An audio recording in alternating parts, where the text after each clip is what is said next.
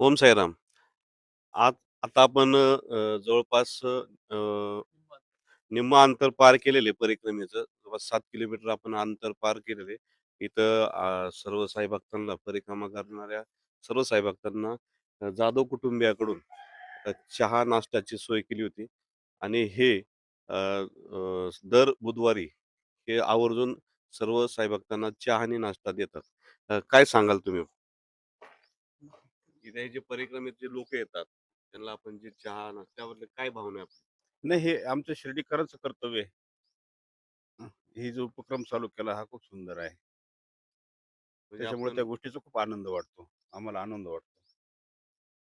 नक्कीच त्यांना ह्या जाधव कुटुंबियांना आनंद वाटतो, की इथं परिक्रमेत हे चहा नाश्ता द्यायचा. काय सांगाल तुम्ही ह्यांच्याबद्दल काय सांगाल जाधव?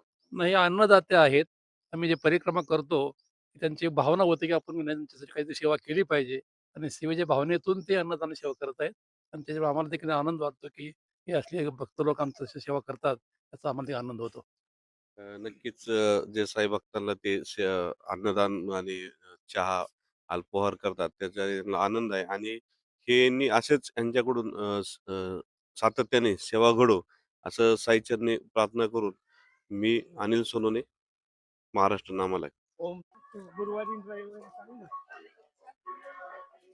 एकादश होती. 50-50